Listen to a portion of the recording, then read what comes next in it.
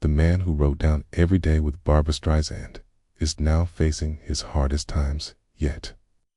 After celebrating 25 years of marriage, James Brolin and Barbra Streisand are facing their biggest challenge.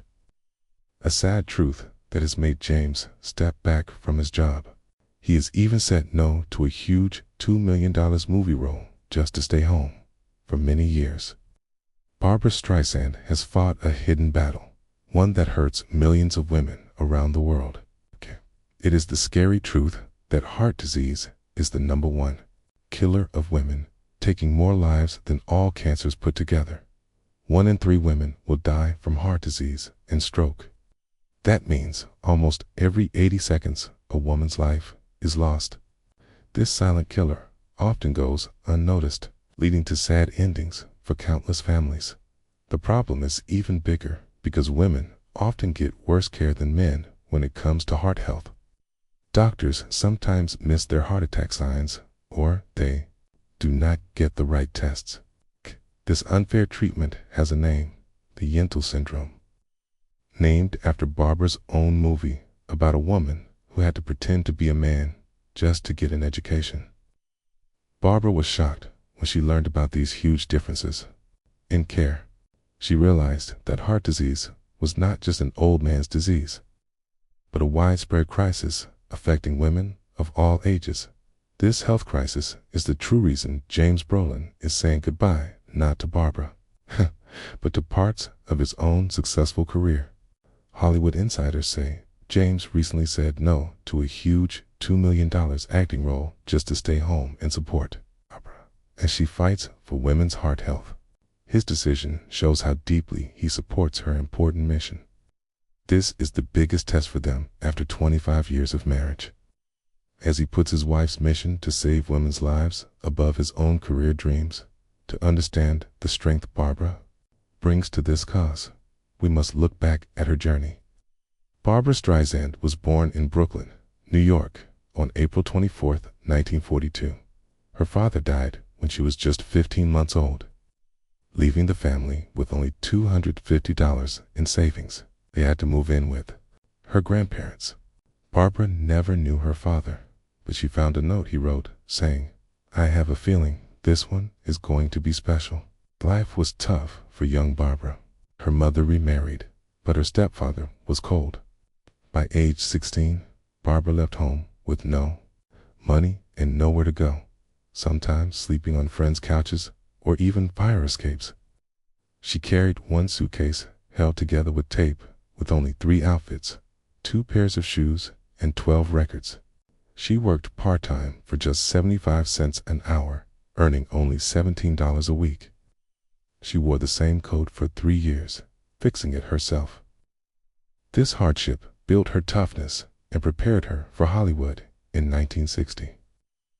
At just 18, Barbra worked as a theater usher, watching The Sound of Music more than 100 times. She practiced singing alone in the theater. One night, a stage manager heard her sing and asked who she was.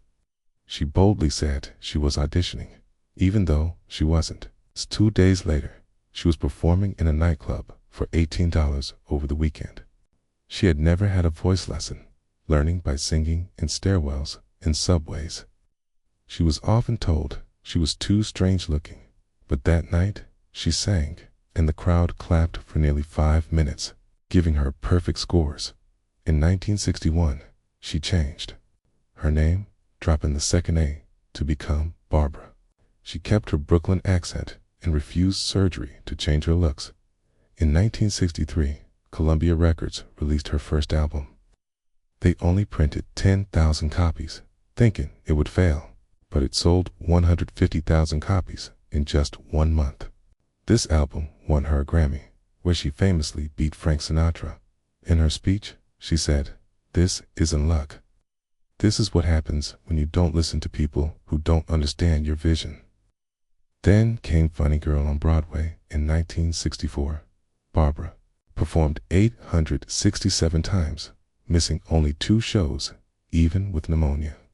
During one performance, a sprinkler broke and soaked her, but she kept singing. The director loved it so much, he made it part of the show. It was during this time that Barbra developed severe stage fright after forgetting lyrics at a 1967 concert. This fear kept her off the stage for 27 years. In 1965, just 23, Barbra signed a $5 million TV deal with CBS for complete control. Her first special broke every rule, starting with her singing Alone in the Dark. 71% of people watching TV that night tuned in. She won 5 Emmy Awards in 1968. Barbra starred in the movie Funny Girl, which became the top-grossing film of the year. She won the Academy Award for Best Actress in her very first movie, tying with Katharine Hepburn, the only tie in that Oscar category ever. Her biggest fight was directing her first movie, Yentl, in 1983. It took her 15 years to get it made, with 12 studios saying no. She worked 20-hour days and proved wrong crew members who bet she would fail. The movie made over $40 million.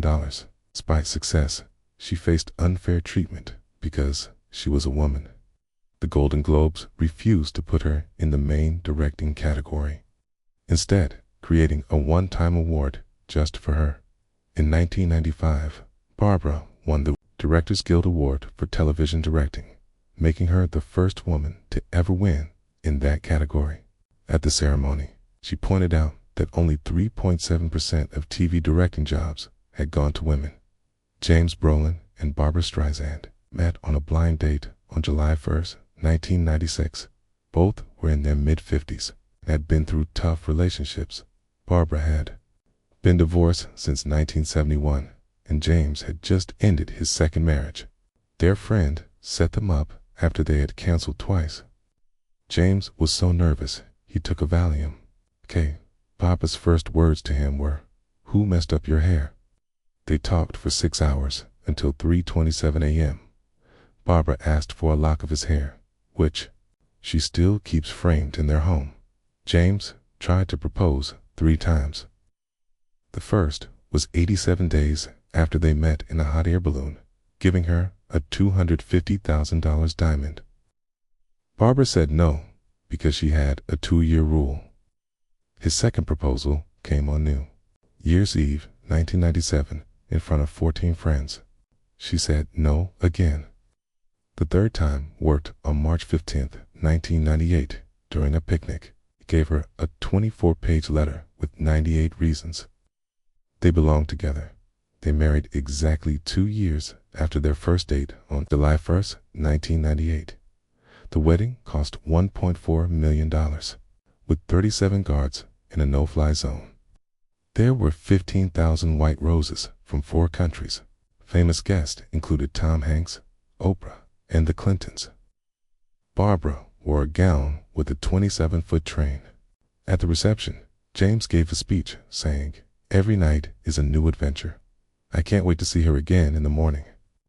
From the start of their marriage, James and Barbra kept separate bank accounts. This was James's idea after losing $3 million in his second divorce. Barbra was worth $400 million and James $60 million, so this helped keep things equal. They shared just one account with $800,000 for the house during COVID-19 lockdown. Their bond grew stronger. They spent 425 nights in a row together, waking up at 6:45 a.m., meditating, and making breakfast. They did 37 puzzles and watched shows twice. Their $35,000 Swedish mattress became their headquarters, which they called the boardroom. They made big career decisions from that bed. When James and Barbra fought, they took walks in opposite directions around their 3.2-acre estate. After 17 minutes, they would write down how they felt in their journals. They used this method at least 217 times. Today, Barbra Streisand continues her fight for women's heart health, using her voice and fame to make a difference. Her memoir, released in 2023, shares her life story and struggles. James Brolin, at 83, continues his career, but his focus has shifted. His decision to step back from a $2 million role shows his dedication to Barbra and her vital work. He is not just a husband, but a partner in her mission standing by her side as she fights for equality in healthcare. Their unique partnership allows them to face this huge challenge together, with James supporting his wife's fight against a tragic diagnosis affecting millions.